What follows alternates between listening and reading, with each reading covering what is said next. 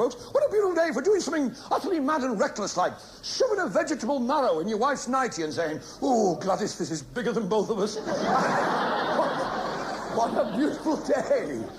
Oh, for filling your wife's tights up with gorgonzola cheese and saying, "By Jove, beloved, you'll have to do something about those varicose veins." Television, you see, make-believe. That's what it's all about, make-believe. Television and films and the stage, it's all make-believe. You see, they're all worlds. I don't really look like this. I'm only acting. So I used to go around imagining that I was James Cagney. I used to go around saying, "Yo, dirty rat." Mostly to mice and hamsters. Water voles. I mean, look at the Bionic Man. Bionic Man, we'd all like to be like him, wouldn't the Bionic Man? Must be very useful when you're chasing a bus. Or being chased by a big dog with a wet nose. People dream. That's where their imagination really gets to work. People dream about all sorts of things, all different kinds of things. I have this recurring dream of falling into space. I suppose it's my own fault really for sleeping on top of the wardrobe. But sometimes I go to bed and dream that I'm awake. And I sometimes have this sort of dream. How can I say it without frightening the ladies? I have this sort of dream. It's only a gesture, love. It's a joke. Tis the way I do it. I have this recurring dream where I'm being attacked by 6 beautiful, scantily clad women on a desert island, dying for me to hold them in a hot, steaming embrace. And I keep pushing them away, you see? In the end, I couldn't stand it. I went to the doctor and told him about it. He said, "What do you want me to do?" I said, "Break my arms." How tickled I am. What a bit of a day for something brave and patriotic, like emigrating. See this? Beg your pardon? Who tells all the jokes? Ken Dodd. Who carries the can if they don't get laughs? Ken Dodd. Who's always in the pub when he should be rehearsing the show? Ken Dodd. Well, tonight is going to be different. Tonight I'm revolting. I mean, I'm rebelling. It's rebellion. I'm going to do my show my way. And I want you to help me, see? And if you help me tonight, I'll take you all out to dinner. And I'll buy you all the drinks you can drink. And I'll give you all money. Words are cheap. What? What a beautiful day, folks. What a beautiful day for going up to a bald-headed baboon and saying, "I'm sorry, Jacko, I didn't know you were standing on your head." See, what we must ask ourselves, ladies and gentlemen, is why are chimps bald at the opposite end to us? I'll tell you why. It's all that tea they drink. It rots their trousers. What happens? What I want to know is, what happens to that 1% of all known household germs that tin of cleaner can't kill? Are they the ones that kill us? Can Jim really fix it? And how much will he charge to fix mine? Can you inherit a big nose from your granddad? And if so, how do you stick it on? What happens when you drop a hot chip on your lap? And this is the reason why most nudists dress for dinner. See, we've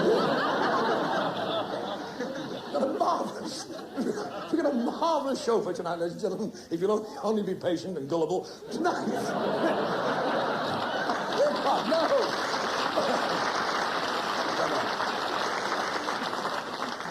We've got a ticklelefarious show for you tonight, folks. We have on the show, we have the famous artist, Polly Wally, will be here to doodle all the day. The Lionel Greenberg formation dancers will perform a traditional Jewish number entitled Snippety Doodah.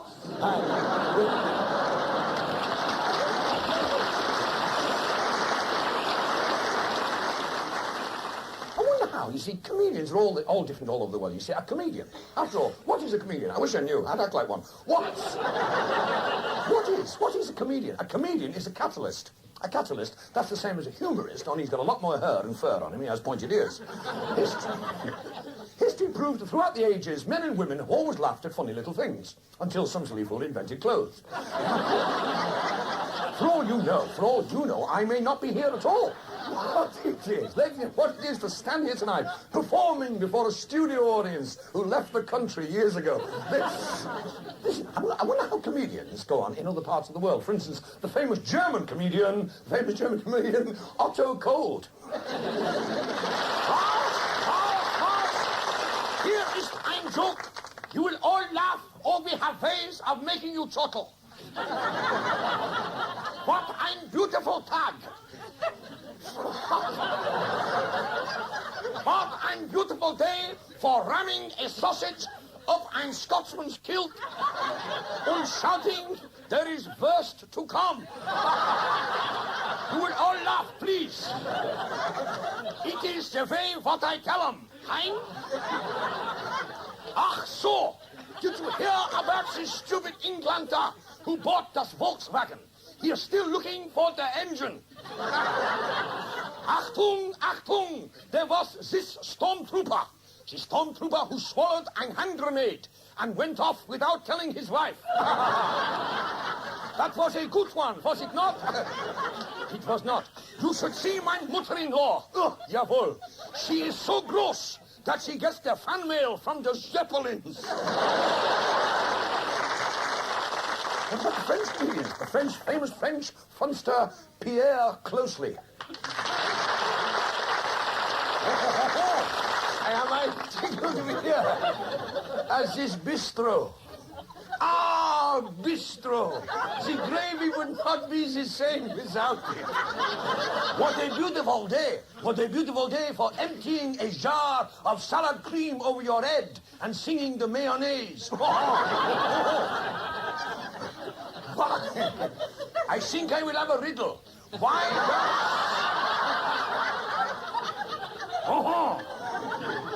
Why does the chicken cross the boulevard? I tell you, to get to the betting shop on the other side for a quick flutter.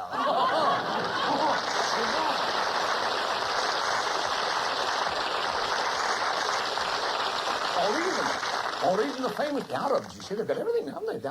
The famous Arab comedian, Shake Your Money.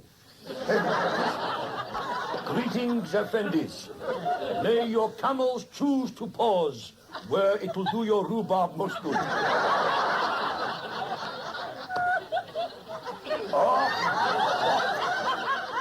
What a beautiful day for taking your mother-in-law to a camel wash and losing your memory. My esteemed friend, Sheikh Rattle and Roll, he is a most unfortunate man. His oil wells have dried up, but his 42 mother-in-laws will not dry up. Did you hear about the Jewish kamikaze pilot who landed his plane in his brother's scrapyard? The short-sighted rabbi who blessed the Israeli missile base and ruined all the warheads.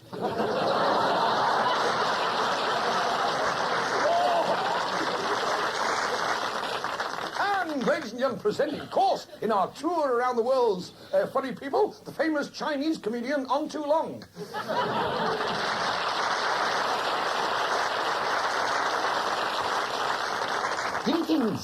Greetings, honorable customers. Unworthy self have many glags, many good glags for esteemed British public. So. Can't touch you for it. What a very beautiful day for jumping up and down on Chinese cake and saying, how's this for a flan dance? Asphalt. Unworthy self tell very good glag about stupid English person who go into Chinese takeaway and ask for plate large helping of sweet and sour pork. Asphalt. They give him good-tempered pig sucking acid drop.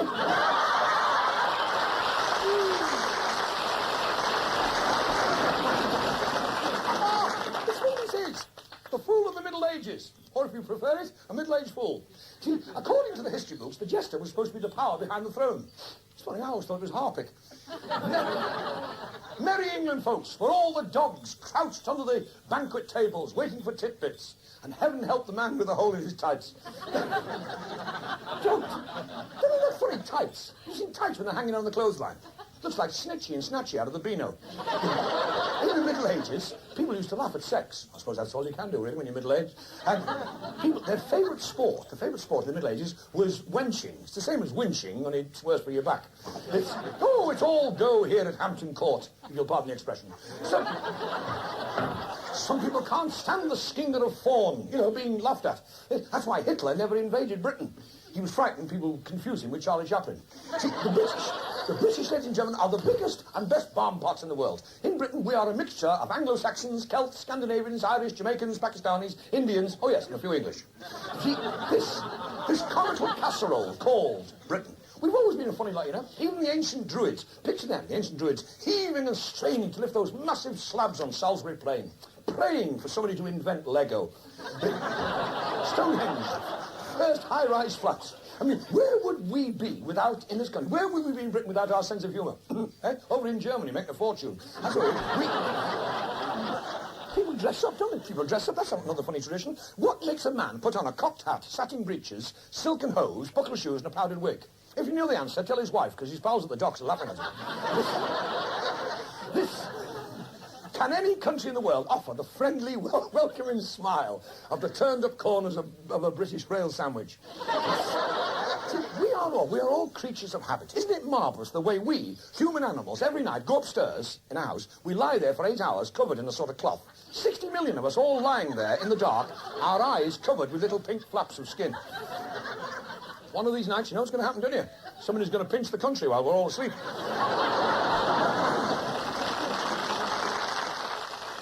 Fellow knacksters, quite early in life, I discovered that I had a knack, or at least my nanny did. Nothing's the same anymore. Take shopping. I remember the days when you could go into the little corner shop and get the friendly, personal service. Food had a flavour in those days. The little general shop with the tomcat sitting on the boiled ham in the window. Rover, the dog, asleep in the custard creams. Have you noticed today that everybody today is wearing these denims and jeans? Everybody's wearing denim. Everybody's wearing overalls. Nobody wants to work. The members of Parliament, they're always telling us to work harder. Well, what do? They just sit in the House of Commons waiting for the white paper to arrive. It's the same. Look at the way that things have gone on the railways today. I can remember a time when you could spit, slash a seat, pull a communication cord, and still have change from a fiver. If the railways are losing all that money, why don't they encourage us to spit and pull communication cords? Look at the money they'd save. They could have special campaigns like, have you spat on a train lately? Slash a seat with a friend. Have a quick snatch on Intercity. I'm with Mrs. Whitehouse. I never mention thingy in my act. Not that I'm against nudism, madam. I'm not against nudism. Beneath these clothes, I am completely naked. But any day, the way they're going, and we'll be having nude pantomimes next. Goody No-Shoes. Little Blue Riding Hood. Robinson Torso. Boobs in the Wood. Alibaba and the 45 Flashes. The actors, they call this art. They can't wait to get their trousers off. They can't wait to do Shakespeare in the nude. There's a queue of them all waiting to play bottom. They don't have auditions these days, they have medicals. Ronald Coleman never took his jacket off. And kindly tell me if you ever saw John Bowles in his singlet. The other day, people in the north, they got big hearts as well. And Grand Northern Sports Gaffer, who played Grand Northern Sports. Do you know they used to have cockfighting in Cleckholders Facts? Yes. But they couldn't get the boxing gloves to fit the hens. In parts of Preston, Barbauld and Pontefract, how's that for a tin of peas? They still have grandad baiting. Ooh, that's a vicious thing. They get a little old cock, they stick a rabbit down the front of his trousers and a ferret down the back and wait for his eyes to cross. They're gradely folk in the north. When I first told my dad, I was going to the show business, he looked at me and said, "Nay, lad, hey, lad, nay, lad, hey, lad, oh, lad, ah, lad.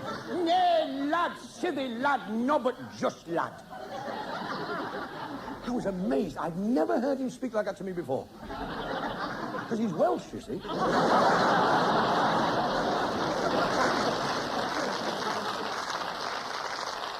What a beautiful day for a new adventure, as the termite said when he crawled into the wooden leg factory.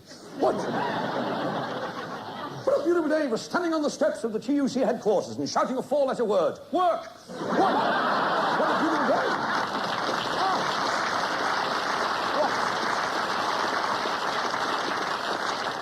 What a beautiful day for squirting the nozzle of a vacuum cleaner up the leg of a weather forecaster's trousers, saying, how's this for a ridge of high pressure?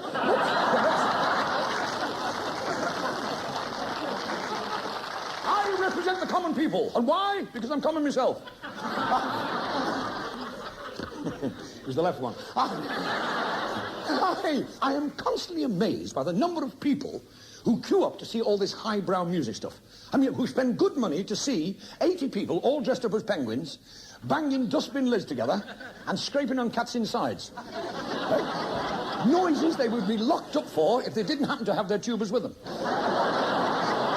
I am also constantly disgusted by all this modern music, which to me just appears to be acne set to music. They aren't musicians in these groups today. They're electricians. And when's Rod Stewart going to do something about that sore throat of his? Has he never heard of Zoobs? Personally, I am neither highbrow nor lowbrow. I'm middlebrow. My musical taste lies somewhere in between, around about the nose. And why shouldn't we sing through our nose, eh? 2 holes are better than 1. I like nose music. I like folk music and country and western music. This is music not to be sniffed at, through the nose. Folk singers have this knack of singing through their noses for generations. So, why should cake holes have all the fun? Nose music, singing through, it's much more hygienic. You can also have a bacon butty halfway through the middle of the second chorus. All the country and western singers sing through their nose, like men like Hooter Gibson, Gene Nostril, Slim Whitman. He has a 3-octave nose. The only thing he uses his mouth for is for shoveling meat and 2 veg into it. It's natural to sing through your nose. Elephants sing through their noses, and they never get criticised in the Sunday Times. The very latest news that has been flashed from ITN headquarters on our ticker tape machine. The very latest news, just listen to this. A man who attacked his wife with a raspberry jelly has been detained by the police and is expected to be charged later with carrying a congealed weapon.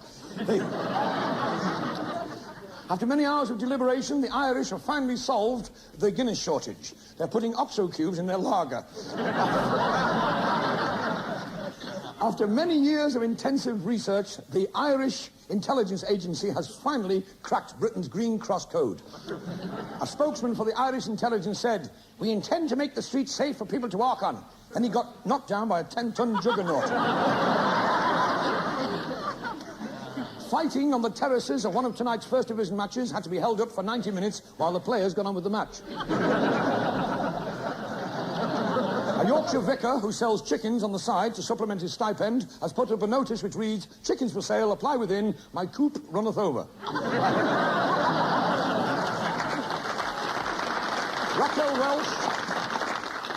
Raquel Welsh popped in and out in Oxford Street this morning when the strap on her bra broke. 8 men who went to her aid were hurt in the crush. The pound fell heavily against the dollar again today. The dollar was allowed home after treatment, but the pound was kept in overnight for observation. England have chosen their team to represent them in the next World Cup. It's Brazil. That's the end of the news. Thank you very much, ladies and gentlemen. Thank you, everybody. Happy bye!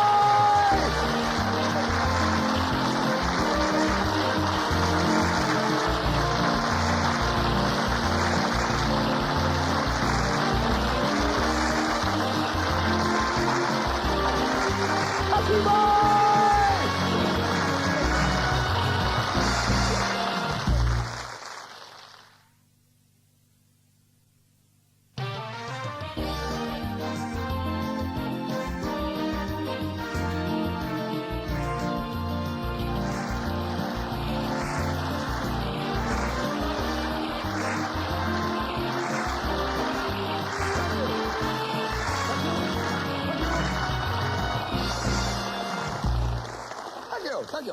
Ladies and gentlemen, I'd like to say how tickled I am. Well, I'll say it.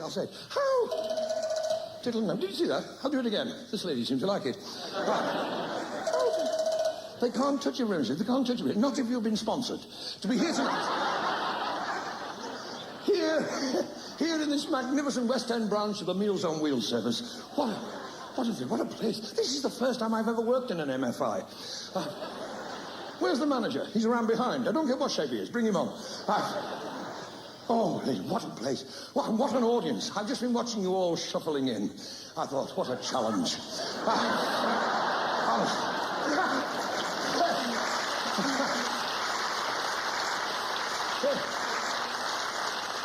What a challenge. I've seen happier looking bloodhounds.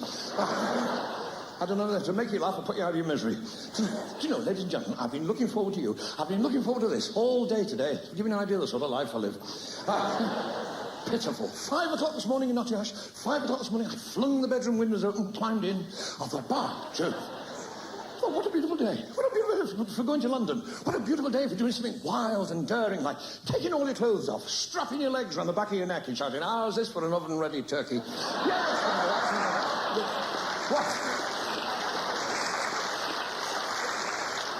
What a beautiful day for doing something really wild and daring, like filling your mother-in-law's corsets up with mushy peas and saying, how's that for a green belt? No,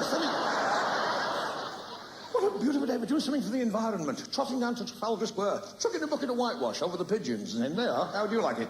Oh, my dear sweet friends, just to think we're all going to spend the next 7.5 hours listening to stuff like that. Oh, yes, we are, Mrs. Oh, yes, we are. You said you could do it, and you wrote in. You see, ladies and gentlemen, a lot of people say that all my shows seem to go on and on. I mean, would I? Oh, well, you've been before, have you? That's a good idea, Mrs. The thermos flask and the sandwiches. Not too sure about the tent. Is that a rucksack? Well, tell him to sit up straight. There's one thing about my shows, folks. You always go home in the daylight. Tonight we've got artists from all the 4 corners of the job centre. Have you been to one of those places? Really? What, a job centre? I went to the one here the other week, the one at the West End, well, Kensington, the job's very, very posh. They say, have you been laid off? And, what a posh job centre they got here. From the outside, you know, it looks like a McDonald's. And hasn't he done well, kids, that McDonald fella? Do you know, I knew him when he had a little farm and a moo-moo here and a moo-moo there. Something for all ages. I went in the job centre, the Muzak was playing. I had 4 dancers that fell off the front door. I said, do you reverse? He said, only if there's a job in the offing. So I went in the job centre. All the jobs on offer, they're all on postcards, you see, nailed to the wall in case anybody takes one. You know the sort of thing. Young lady wants washing 4 times a week, and old age pensioner with hearing aid in left ear would like to meet old age pensioner with a hearing aid in right ear. Object, stereo. Now, who's coming on the show? Tonight, folks, we've got one fella coming on all the way from Switzerland. He comes on, he sits on a walking stick and then yodels. No, don't worry, don't panic, it's all right. I've got plenty more. I'll find something that'll fit you. No, this is not, I'm not stupid. I mean, you come straight in off the road. I mean, somebody should have told you I was a comedian. Somebody should have told me the first 2 rows of the KGB. No, see, a lot of the jokes I do are what they call delayed action humour. Yes, I seem to be doing a lot of it lately. You might not laugh now, Mrs., but 3 o'clock in the morning, you'll say. 3 o'clock tomorrow morning, you'll sit on your bed and laugh your head off. And your husband will say, what's tickling you? You say, Ken Dodd. You say, what are you doing here? So, we've got a very funny lady from Belgium, Antwerp. Oh, please make me funny. Now, look. During this play, there will, from time to time, there will be a lull. Yes, there'll be a lull. I think we're having one now, actually. When you get out of here, eventually, you'll be glad of it. You say, well, I really needed that sleep. We've got a famous Russian knife thrower, Vladimir put his head off. Saucy Russian striptease lady, Eva Vestov. It's no better, even the sound on. From the circus, we've got a lion tamer, Claude Bottom. A fantastic contortionist, Willie Snappit. We were hoping to have the world-famous singer, Robert Goulet, but he's been dropped. And...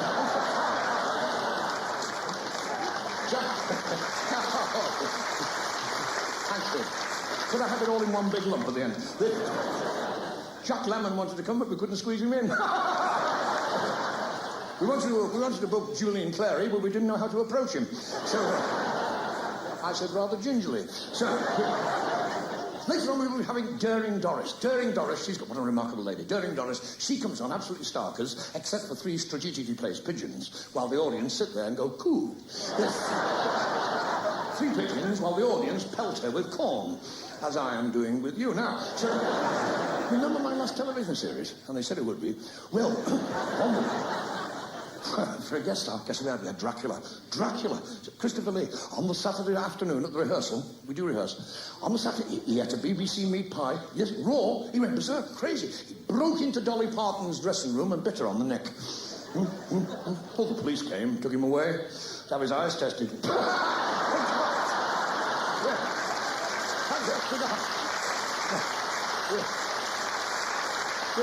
Look at a yogi from India who does the splits over a blow lamp. Then sings Tears, Broken Hearted, and There Goes My Everything. Are you all in a good mood? Good. Look, lend us a quid. I could do with it. Oh dear. Trouble? You don't know what trouble is.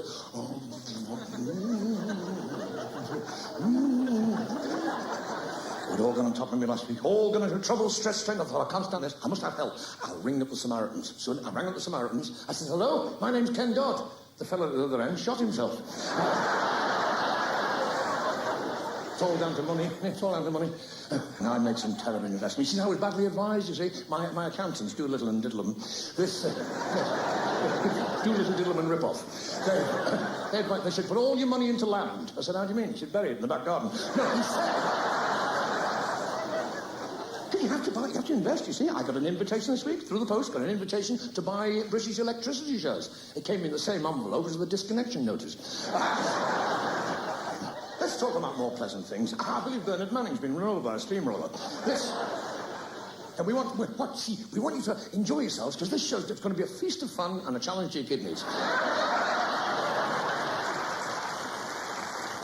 Tonight's show, folks, tonight's show is all about jokes. There are long jokes, there are short jokes, and there's... Oh, I'd put some ointment on that if I were you. Of course.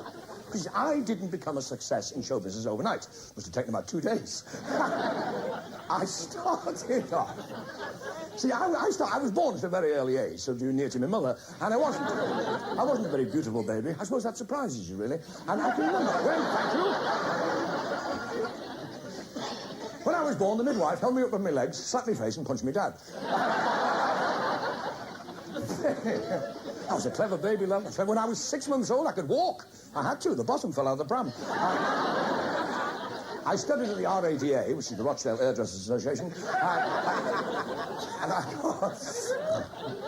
all my family were on the boards. We couldn't afford lino. I got a job. I wrote away to the wizard, you see. I wrote this advert. It said, this advertisement said, send 6pence in stamps, fool your teachers, amaze your friends. And I got this book on how to become a ventriloquist, plus one of these bird warblers you put in your mouth and go... Are there any warblers in tonight?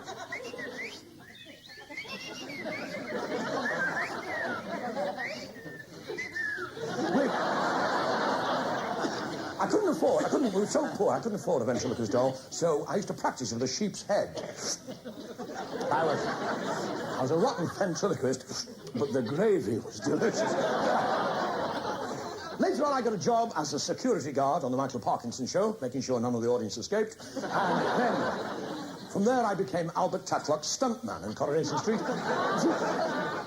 See what I mean? Everything has a funny side to it. I mean, you can laugh at disasters, providing it's happening to somebody else. Some people would consider me funny. I only wish there were more of them in the audience tonight. I mean, how? A lot of people say, how do you become a comic? Well, first of all, you have to have your potential spotted. You can always get it off with Turks. And then you go out and buy yourself a baggy check suit and a big red nose. And of course, unless, of course, you like me and you've already got them. These are all jokes, you know. The first thing you have to do is develop a catchphrase. A catchphrase like, can you hear me, mother? Shut that door. Mind that cat. Where's the sideboard? Or auto-suggestion. That's the things like auto-suggestion and confidence. When you go home tonight, stand in front of the bedroom mirror and say to yourself, I'm getting better and better. I'm getting better and better. And the wife will sit up in bed and say, hey, I'm bragging again. Be optimistic. Be like the man. Be like the man who said, I can, and I will, and he did. He got 3 months for it. I mean... Thank you, sir. Keep it up. It's you and me against that. I mean, what do different countries find funny? Well, the Russians are very funny. In Russia, every other word ends in off. That's why you don't see many Russians in India. The Germans like to march up and down like this, you see. Yeah. You have to laugh. If you don't, they shoot you. I'll do anything for laugh, honestly. I'll do anything for laugh. I once took all my clothes off at a party and I slid down the banisters yodeling at the top of my voice. I didn't mean to yodel. I mean, banister had all those little brass studs on it. Laughter is what...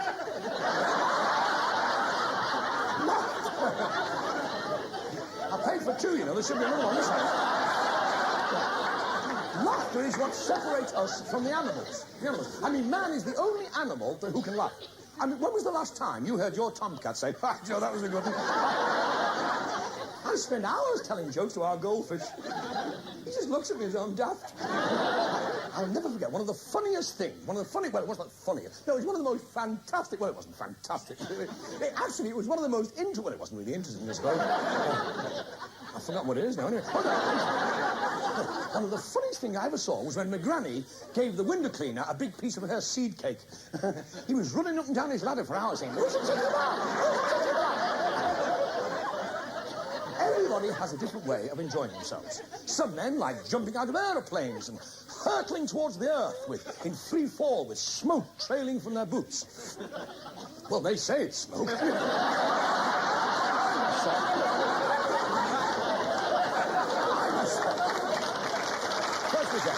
It's a joy!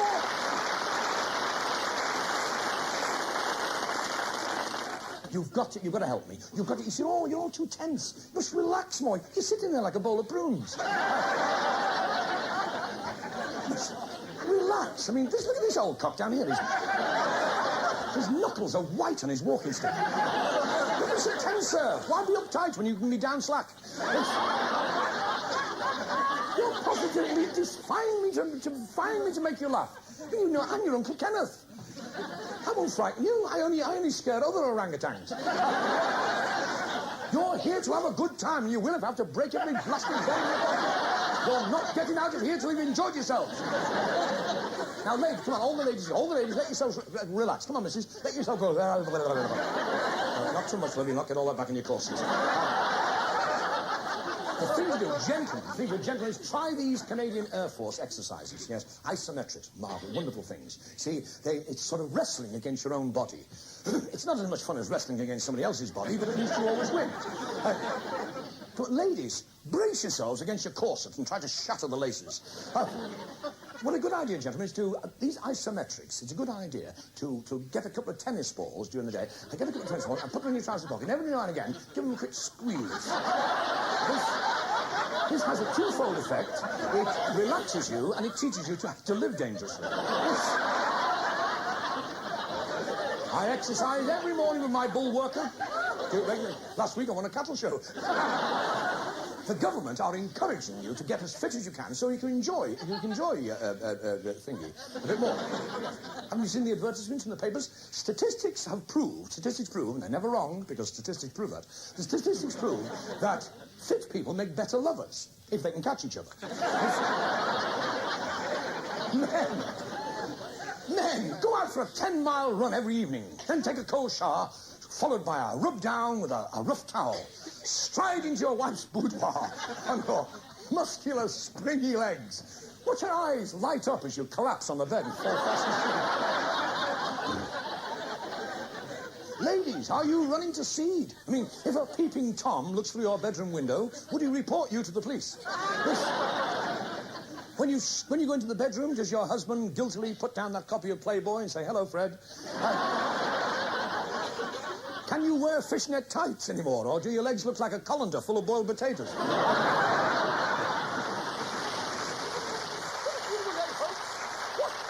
What a beautiful day, folks. Taking all your clothes off, dashing into the Tate Gallery and making an exhibition of yourself. What a beautiful day for taking your mother-in-law to the... What an even more beautiful day for taking your mother-in-law along to the conservation board and saying, now will you save the whale?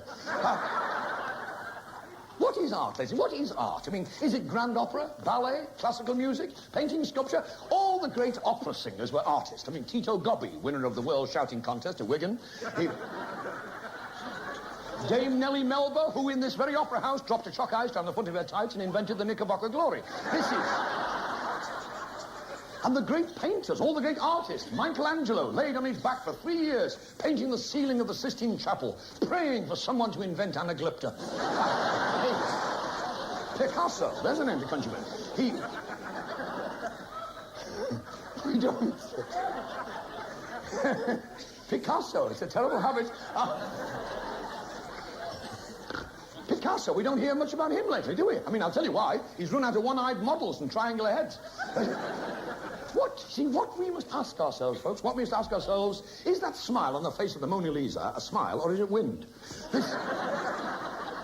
Is it true that at the last exhibition of modern art in the National Gallery, that the no smoking sign won first prize? What makes an artist paint a beautiful young lady in the nude when there are lots of other more enjoyable things he could be doing with her? In the days of old, musicians used to travel up and down the country with a lyre. You do today, only they call them press agents. All those instruments had to be invented. See? Look at the great Scots musician Hamish McShunter. He got the idea for the bagpipes when he accidentally one day trod on the tomcat. And he had, hey, they're not writing them like that anymore. Then, of course, with instruments, there's the Irish harp, which is the same as the English harp, only we have strings on ours.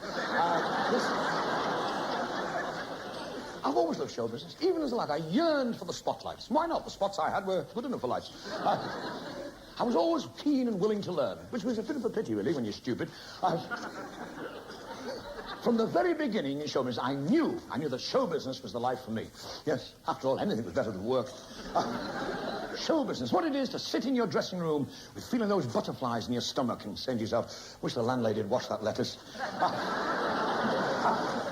What it is to hear the orchestra strike up your music of tears and you're standing there with a copy of Happiness. The thrill as you stand in the wings, ready to go on, listening to the compere, cracking all your best jokes.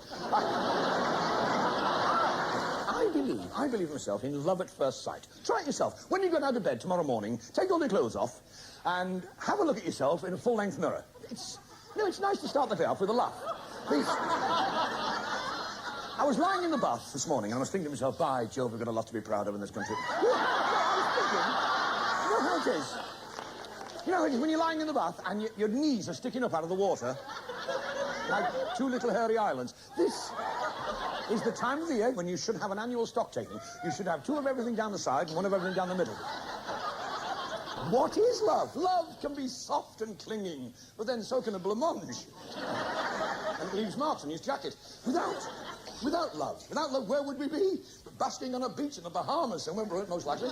Ladies and gentlemen, choosing the right partner isn't easy. Personally, I think that every young lady should have a picture of their mother stuck on her back with a little notice saying, I look like this in 30 years' time. Romance, love. It all started in the Garden of Eden. It all started with Adam and Eve. It wasn't the apple that caused all the trouble, you know. It's the pearl on the ground. That's it. It started with Adam. It's a joke. It started with Adam and Eve. Adam and Eve. Eve slipped him the apple of temptation and ended up as a Granny Smith. The Garden of Eden. How romantic it must have been for Adam to have been walking hand in hand through the Garden of Eden, to have heard those romantic words. When are you going to cut all this grass? Mind you, in the early days, all the people went round begatting. Yes, oh yes, they were all begatting. They loved a good begat. It was their favourite pastime, begatting. Some of those lads and lasses begatted like billy goats. And you can't really blame you, because there wasn't any football in those days, or bingo. Bring back begatting, I say. Think of the great exponents, the great lovers of the past. Casanova, ladies and gentlemen. Casanova, a man who had more buckets of water chucked over him than the fire of London. Valentino, there was another good lad. The trouble with Valentino, you see, he used to use so much Brill cream, his head kept skidding off the pillow. Men are born to travel. Climb into bed tonight, and, you know, with the missus, and undo the 2 top buttons of her army greatcoat, and 9 times out of 10, she said, you're on your bike. There have been many famous twosomes throughout history. Raquel Welch, for instance. Famous twosomes like Heinz and his tomatoes, the Duke of Norfolk and his broads, and Bill and Ben, they were a couple of barn pots. With Jack and Jill, the old lady who lived in a shoe, who had so many children she didn't know what to do. She must have done.